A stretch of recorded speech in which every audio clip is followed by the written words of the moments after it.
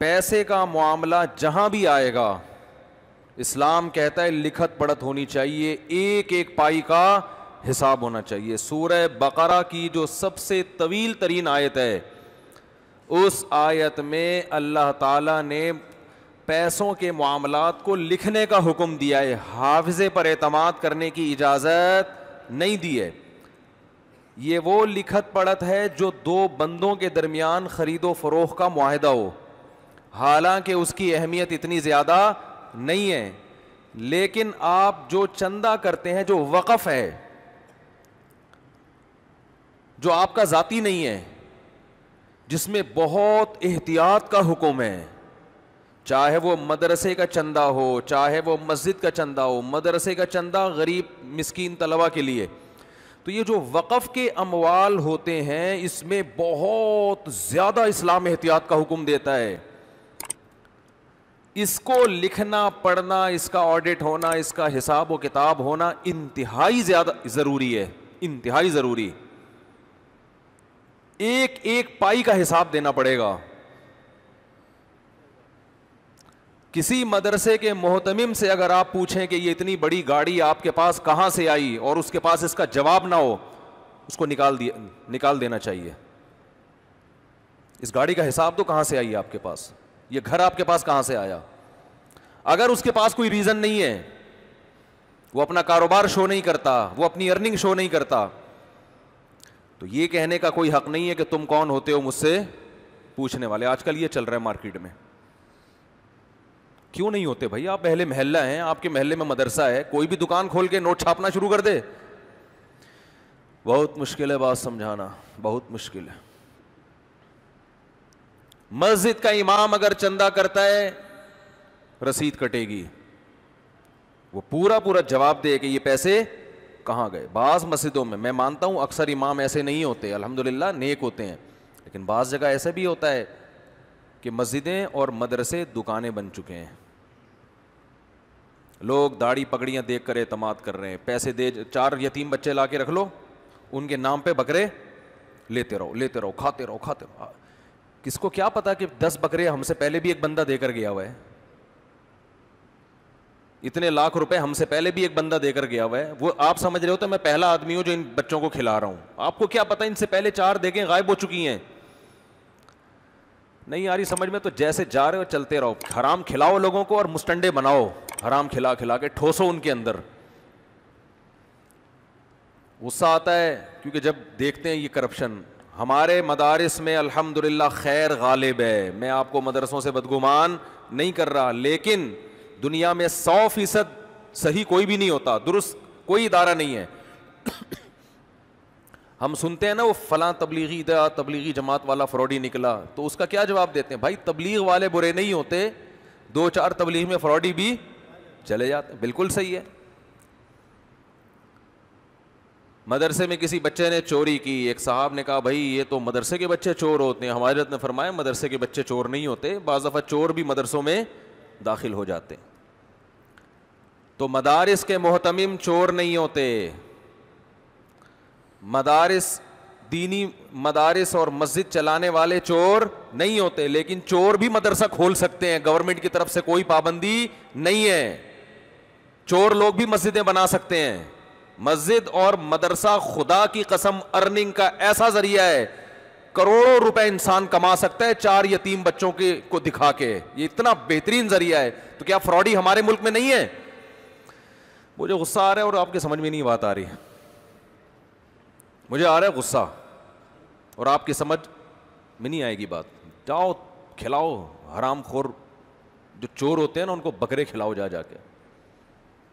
کوئی تحقیق نہیں کرتے کہ یہ کہاں جا رہا ہے, کیا ہو رہا ہے, اس کی رسید کٹ رہی ہے. ایسا تو نہیں 10 رسید بک بنا کے بیٹھا ہوا ہے, رسیدیں بھی 10 رسید بک ہوتی ہیں. آپ کو کیا پتا ہی ہو گیا رہا ہے. حرام کھلا رہے ہو لوگوں کو, بس جا رہے ہیں, دے رہے ہیں, پیسہ پھینک رہے ہیں, ایسا کر یہ لے. توندیں نکل رہی ہیں, گردنیں موٹی ہو رہی ہیں, کیا کچھ نہیں ہو رہا. تو بھائی مدرسوں کے محتمم چور نہیں ہوتے, مسجد کے امام چور نہیں ہوتے, لیکن چور مسجد بنا سکتا ہے. چور مدرسے کا محتمم بن سکتا ہے, گورنمنٹ کی طرف سے کوئی پابندی نہیں ہے. اگر کسی محتمم کو غصہ آئے نا میرے اس بیان پہ, اس کا مطلب وہ چور ہے. کسی محتمم کو غصہ آ رہا ہے نا, یہ کیسی باتیں کر رہے ہیں, اس کا مطلب یہ کیا ہے, چور. جو نیک ہوگا وہ کہے گا زبردست, بالکل مفتی صاحب ایسا ہی ہونا چاہیے. اچھا بعض دفعہ چور کو اور خوش ہو رہا ہوتا ہے, ویری گڈ, تاکہ لوگوں کو یہ شو کرے کہ دیکھو میں کتنا ایماندار ہوں. یہ بھی ہوتا ہے. جیسے میں نے بتایا نا, ہم تو ہر قسم کے لوگوں سے ملے ہوئے ہیں, ایسے ایسے ہم نے تجربے, ہماری عمر شاید بہت زیادہ نہ ہو لیکن تجربے بہت زیادہ ہو گئے. بہت سے لوگوں سے ملنا ہوتا ہے نا. موضوع تو میرا کچھ اور تھا لیکن ابھی اس کو میں ابھی آ گیا تو آ گیا ہے ایسی کی تیسی. ٹھیک ہے. بعض دفعہ یہ ہوتا ہے, آپ یہ بیان کرو نا کہ بعض لوگ چور ہوتے ہیں تو چور بڑا اپریشیٹ کرتے ہیں آپ کا, مفتی صاحب چوری کے خلاف زبردست بیان کیا, اس لیے تاکہ اس کے بارے میں شبہ نہ ہو کہ یہ کیا ہے, چور ہے. یہ بھی ہوتا ہے, اس کے بارے میں کوئی شبہ نہ, بلکہ مجھے خود آ کے کہہ رہے ہیں بعض لوگ چور ہوتے ہیں ان کے خلاف بیان کرو, تاکہ مفتی صاحب کو اس کے بارے میں اعتماد ہو جائے کہ یہ چور نہیں ہے. یہ ایسا ہی ہے جو قتل کرتا ہے, جنازے پہ روتا سب سے زیادہ وہی ہے. تبھی میں بار بار کہتا ہوں جو بہت زیادہ رو رہا ہو نا, مجھے اس کے بارے میں شبہ ہوتا ہے. میت پہ جو بہت رو رہا ہوں, مجھے, میں نہیں کہہ رہا بدگمان نہیں ہو رہا, لیکن شیطان وسوسہ دل میں ڈال دیتا ہے اسی نے مارا ہے. یہی بات ہے, اتنا کیوں رو رہا ہے بھائی, تو اتنا کیوں رو رہا ہے, نارمل رو جیسے سارے رو رہے ہیں بیٹھ کے. تو بہت زیادہ رو رہا ہے. حضرت حکیم الامہ بڑے بزرگ تھے, ان کے پاس ایک شخص آیا مرید بن کے نا, ایسے تواضع سے بیٹھ گیا. بھائی ایک علماء کا احترام ہوتا ہے, نارمل طریقے سے آؤ, عزت احترام سے بیٹھو, بس ٹانگیں نہ پھیلاؤ ان کے سامنے, بس ہو گیا کہ احترام اتنا کافی ہے. وہ کچھ زیادہ ہی ایسے جھکا جا رہا ہے. حکیم الامہ نے ڈانٹ دیا اس کو, بولا تو کیا مجھے فرعون بنانے آیا ہے, اتنا ادب کر رہا ہے, ایسے جھکا جا رہا ہے جیسے میں تیرا, یعنی میں اپنی ورڈنگ جیسے میں تیرا کیا ہوں, کہ تو خدا ہوں, کوئی بھگوان ہوں تیرا, میں کوئی معبود ہوں. آرام سے بیٹھو جیسے سارے بیٹھے ہوئے ہیں. تو یہ جو اتنی تواضع اختیار کر رہا ہے نا, یہ شو بازی کے لیے ہوتی ہے نا. بھائی نارمل جیسے سب جتنا احترام دیتے ہیں علماء کو, آئیں تمیز سے بیٹھ جائیں. اتنا ہی جھکائی جا رہا ہے, اس کا مطلب یا تو یہ ایجنسی کا آدمی ہے, ہاں خفیہ ایجنسی کا ہے, انکوائری کے لیے آیا ہے, پکڑوانے کے لیے آیا ہے, اور شو یہ کر رہا ہے کہ میں آپ کا بہت زیادہ عقیدت مند. ایسے لوگوں سے ہمارے بھی واسطے ہوئے ہیں. بہت زیادہ عقیدت, میرا جھوٹا پی رہا ہے, اور جو پلیٹ میں کھانا بچ گیا اس کو انگلیوں سے چاٹ رہا ہے. اتنے تو آج بیٹا باپ کا ایسا احترام نہیں کر رہا ہوتا. تو کیوں ایسا کر رہا ہے بھائی. تو میں اس آدمی سے ہوشیار ہو جاتا ہوں کہ اللہ خیر کرے, اللہ خیر کرے. اتنی عقیدت کرو بھائی جتنی افورڈ کر سکتے ہیں. جیسے وہ ایک آدمی کو بھولنے کی بیماری تھی نا, سرٹیفکیٹ لے کے گھوم رہا تھا ڈاکٹر کی طرف سے کہ مجھے بھولنے کی بیماری ہے, لہذا بھولے سے دوسروں کی بیویوں کو اپنی بیوی بولتا تھا. وہ جب پکڑا جاتا تو سرٹیفکیٹ دکھا دیتا, بھائی ڈاکٹر کی طرف سے مجھے سرٹیفکیٹ ملا ہوا ہے کہ میں بھول جاتا ہوں. تو لوگ کچھ بھی نہیں کہتے یار اب بھولے سے. کسی نے کہا تو کبھی اپنی بہن کو غلطی سے, اپنی بیوی کو بھولے سے تو نے بہن بولا ہے؟ بھائی ہم اتنا بھولتے ہیں جتنا افورڈ کر سکیں. جواب دیتا ہے اتنا بھولتے ہیں جتنا برداشت کر سکتے ہیں, برداشت سے زیادہ نہیں بھولتے ہم. سمجھ رہے ہو کہ نہیں سمجھ رہے؟ تو کیا کہہ رہا تھا میں, جو ابھی بھولنے پر بات آئی وہ کہاں سے ہے؟ ہاں, تو جو اتنی عقیدت کر رہا ہے نا, انگلیاں چاٹ رہا ہے اور آپ کا تھوک زمین پہ نہیں گرنے دے رہا, وہ صحابہ کی عقیدت تھی. آج اتنی عقیدت لوگوں کو اپنے باپ سے نہیں ہوتی جس نے اتنے احسانات کیے, وہ پیر و مرشد سے کہاں سے ہو گئی. یا تو وہ بہت جاہل ہے, یا یہ کہ 2 نمبر آدمی ہے. تو نارمل رہنا چاہیے, نارمل. بس ملو آرام سے, السلام علیکم, 2 ہاتھوں سے ملو. یہ جو حدیث میں آتا ہے ایک ہاتھ سے مصافحہ, وہ ایک ہاتھ نہیں ہے, وہ دونوں ہاتھ ہیں, کیونکہ ہاتھ اس میں جنس ہے. جیسے قرآن میں آتا ہے نا, ان السمع والبصر والفؤاد, دل سے بھی سوال ہوگا, آنکھ سے بھی سوال ہوگا, کان سے بھی. تو دونوں آنکھوں سے ہوگا, یہ ایک آنکھ سے ہوگا؟ دونوں آنکھوں سے.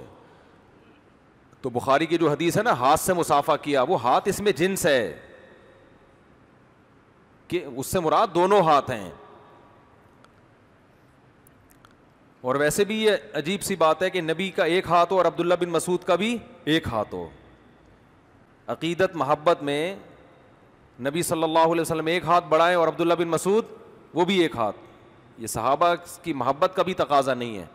ایک ہاتھ سے مصافحہ بھی جائز ہے, لیکن بڑے کا ادب کیا ہے کہ 2 ہاتھ سے مصافحہ کیا جائے. تو حدیث میں ایسی کوئی صراحت نہیں ہے کہ وہ ایک ہی ہاتھ تھا, ید تھا. ید اس میں جنس ہے. اسی وجہ سے اسلاف اور جتنے بھی اہل اللہ ان کا تواتر رہا ہے کہ ہمیشہ مصافحہ دونوں ہاتھ سے. لیکن بہرحال ایک ہاتھ سے بھی جائز ہے, کوئی یہ حرام ناجائز نہیں ہے. بعض لوگ تو غلو کرتے ہیں کہ دوسرا ہاتھ باقاعدہ پیچھے لے کے جاتے ہیں, ایسے کرتے ہیں, یہ شو کرنے کے لیے کہ ہمارا مسلک ہے ایک ہاتھ سے مصافحہ کرنا ہے. تو بھائی آپ کا مسلک اگر ٹھیک ہے ایک ہاتھ سے ہے تو یہ ہاتھ نیچے چھوڑ کے یوں بھی کر لو. یہ چڑھا کیوں رہے ہو کہ یہ والا نہیں استعمال ہوگا؟ یہ غلو ہو جاتا ہے پھر. تو غلو دونوں طرف ہے, میں نہیں کہتا ایک طرف ہے. ایک صاحب نے کہا کہ ایک ہاتھ سے مصافحہ اس لیے جائز نہیں ہے کہ اہل حدیث کا شعار ہے. یہ بھی غلو ہے کہ اہل حدیث کوئی کافر تھوڑی ہے کہ ان کا کوئی شعار ہے تو آپ کے لیے وہ حرام ہو گیا. خیر, تو بات یہ چل رہی تھی کہ چوروں کو, چور مارکیٹ میں ہول سیل کے حساب سے موجود ہیں. تو مدرسے کا محتمم ہو یا مسجد کے امام محترم ہوں, پیسوں کے معاملات میں کلیئر ہونا ضروری ہے. اور اس میں انتظامیہ پہ فرض ہے کہ وہ آزماتی رہے امام کو بھی پیسوں کے معاملے میں, اور اگر کوئی مدرسہ ہے محلے میں تو محلے والوں پہ بھی فرض ہے کہ وہ بھی محتمم کو آزماتے رہیں. آزمائیں کیسے؟ سوال پیدا ہوتا ہے. کیسے آزمائیں؟ سوال پیدا ہوتا ہے کہ نہیں ہوتا؟ دیکھو حضرت عمر بن خطاب رضی اللہ تعالیٰ عنہ خلیفہ مسلمین ہیں, ممبر پہ کھڑے ہیں, صحابی نے پوچھا یہ اتنا لمبا کرتا آپ کے پاس کہاں سے آ گیا؟ آپ نے یہ تھوڑی فرمایا تم کون ہوتے ہو پوچھنے والے, آپ نے یہ فرمایا کہ تم کون ہوتے ہو. بھائی صحابہ نے پوچھا کہ غنیمت میں اتنا لمبا کرتا کسی کے حصے میں نہیں آیا, تو آپ نے اس کا جواب دیا کہ میرے بیٹے نے مجھے دیا ہے. میں یہ نہیں کہہ رہا گلی محلے میں کوئی بھی اٹھ کے تفتیش کرتا رہے, امام کو روک روک کے پوچھتا رہے یہ کہاں سے آیا, یہ محتمم صاحب یہ کہاں, یہ نہیں کہہ رہا میں. کچھ لوگ تو ہونے چاہیے نا نامزد. ہر آدمی کو اجازت نہیں ہے کسی سے پوچھے کہ آپ کیا کماتے ہیں, کیسے کماتے ہیں, یہ نہیں ہے. ہر آدمی کو اس کی اجازت نہیں ہے, لیکن کچھ سلیکٹڈ لوگ تو ہونے چاہیے نا, وہ تو پوچھیں. تو آزمانے کے طریقے بہت سارے ہیں, اگر آپ غور کریں گے تو سمجھ میں آئیں گے. چندہ دے کے دیکھیں, بولیں رسید کٹی ہے کہ نہیں کٹی ہے. اننون لوگ چندہ دے کے جائیں اور دیکھیں رسید کٹ رہی ہے کہ نہیں کٹ رہی. پھر رسید کا حساب لیں, یہ پیسے کہاں گئے. ہر چیز کی مسجدوں میں اور مدرسے میں رسید بننی چاہیے.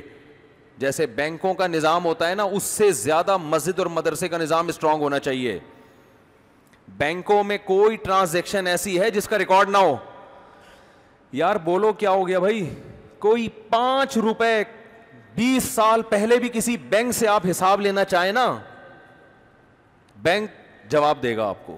5 روپے بھی بینکوں میں دائیں سے بائیں نہیں ہوتے. عام جو بینک ہیں, جو کمرشل بینک ہیں, جو سودی بینک ہیں, ان میں تو خرید و فروخت نہیں ہوتی, بس قرضے کی ٹرانزیکشن ہوتی ہے. اسلامی بینکوں میں باقاعدہ سیل پرچیزنگ کا کام ہو رہا ہوتا ہے. گاڑی خریدی, گھر خریدا, گنے کی شوگر ملوں کے لیے گنا خرید کے فروخت کیا. ان کے تو صبح و شام چیزوں کے لیے جو جو قیمتیں ہیں نا, وہ ان کی ٹرانزیکشن ہوتی ہے. ان کے پاس 20 سال پہلے بھی کبھی ریکارڈ ہوتا ہے کہ گنا کتنے کا آیا, کتنے کا بکا, اور اس پہ پروفٹ بینک کو کتنا ہوا. اس پروفٹ میں سے جو کسٹمر تھا, جو انویسٹر تھا, اس کو کتنے پرسنٹ دیا, کس شکل میں دیا. تو مجھے ایک بات بتاؤ, اسلامک بینک یا غیر سودی بینک وہ تو تجارت کا ایک ذریعہ ہے, وہ لوگوں کی کوئی این جی او نہیں ہے, وہ تو ایک بزنس ہے. اس بزنس میں جب اتنی زیادہ ایکوریسی ہو سکتی ہے کہ 0.001% کا حساب بھی دائیں بائیں نہیں ہوتا, تو مسجد اور مدرسہ تو وقف ہے, اس میں تو اور زیادہ اہمیت ہے اس کی. اس میں کیوں ایسی شفاف ٹرانزیکشن نہیں ہو رہی ہے؟ اس میں کیوں محتمم صاحب کے جیب میں لفافے جا رہے ہیں, وہ جو بھی آئے دے کے چلا جائے, کوئی پوچھنے والا نہیں ہے. مسجد کا چندہ آ رہا ہے، اس کا نہیں پتا کہاں جا رہا ہے، وہ جیب میں جا کے غائب ہو رہا ہے وہ ایک ایک پائی کا. اور اگر امام حساب کے دینے کے لیے تیار نہیں ہے، فوراً کک آؤٹ، فوراً بولو نکالو اس کو. پھر اس کی داڑھی پگڑی مت دیکھو، اس کو تو چاہیے وہ آپ کو یہ چیزیں سکھائے، وہ خود ہی اس پر ایگری نہیں ہے تو کیا وہ لوگوں کو دیانتداری. میں نہیں کہہ رہا وہ چور ہے، لیکن اگر وہ حساب پہلے رکھتے ہوئے امام کو اس کی سلیکشن میں یہ بات طے کر لیا کرو. لیکن اگر وہ حساب نہیں دے رہا، ہو سکتا ہے چور نہ ہو، بعض لوگوں کی نظر میں حساب کی اہمیت نہیں ہوتی، لیکن بھائی آپ نہیں چل سکتے ہمارے ساتھ، آپ ہمارے ساتھ بولو بھائی نہیں چل سکتے، حساب کتاب پورا ہوگا.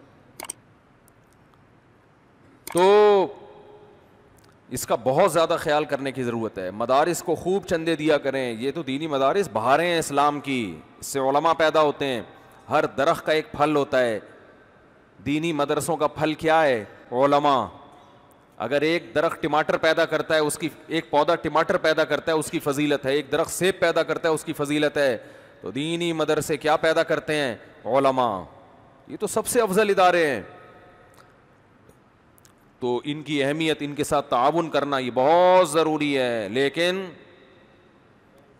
سوال پوچھنے والا کوئی ہونا چاہیے کہ محتمم صاحب آپ بہت نیک ہیں، بہت اچھے ہیں، بہت بڑے بزرگ ہیں، حساب آپ کو دینا، آپ کے ابا کو بھی حساب دینا پڑے گا. نہیں ہے تو بند کرو سیٹ اپ یہاں سے. خیر کہاں سے کہاں بات چلی گئی.